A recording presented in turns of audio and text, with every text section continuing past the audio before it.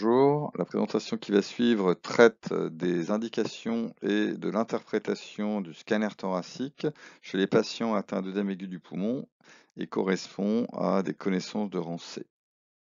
Les objectifs pédagogiques sont de savoir quand prescrire un scanner thoracique devant un OAP et de connaître la sémiologie du scanner thoracique dans cette indication.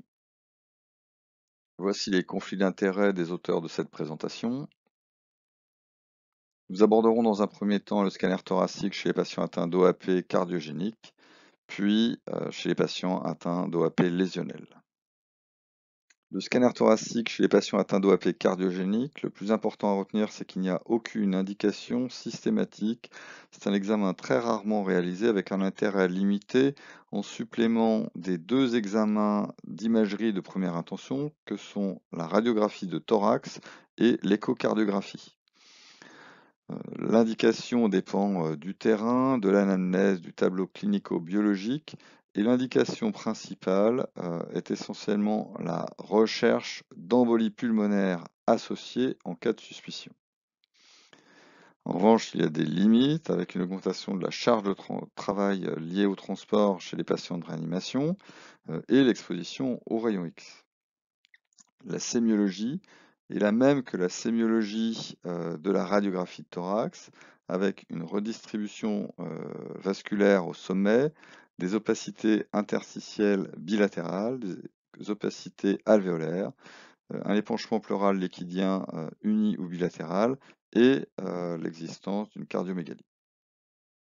Un exemple de scanner thoracique d'un patient atteint d'OAP cardiogénique, chez qui on peut observer des opacités interstitielles bilatérales avec des épaississements septaux, des épaississements scissuraux et des lésions en verre dépoli qui, contrairement aux condensations alvéolaires, n'effacent ni les contours des vaisseaux ni les contours des parois bronchiques.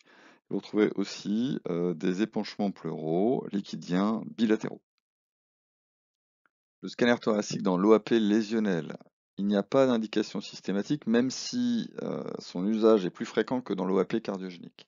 La principale indication est la recherche de lésions pulmonaires non vues à la radiographie de thorax, avec la recherche de signes en faveur d'une étiologie non évidente aux examens initiaux, l'évaluation de la gravité et la recherche de complications pulmonaires, avec une évaluation de l'extension des lésions pulmonaires, la recherche d'épanchements de faible abondance, de bulles, d'abcès intrapulmonaires, la recherche d'une embolie pulmonaire et d'une évolution fibreuse. Enfin, le scanner peut permettre de guider des prélèvements endoscopiques. Les limites sont les mêmes que celles citées précédemment, la charge de travail et l'exposition aux rayons X.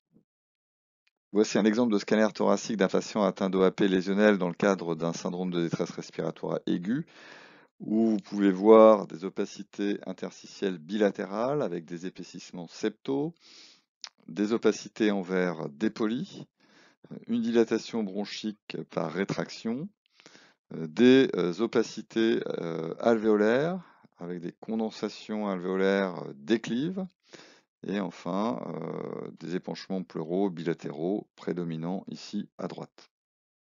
Et pour finir, un autre exemple de caractéristiques sémiologiques d'une évolution fibrosante possible du syndrome de détresse respiratoire aiguë, en plus de la présence de dilatation bronchique par rétraction, vous pouvez voir apparaître des lésions de type rayon de miel au scanner thoracique.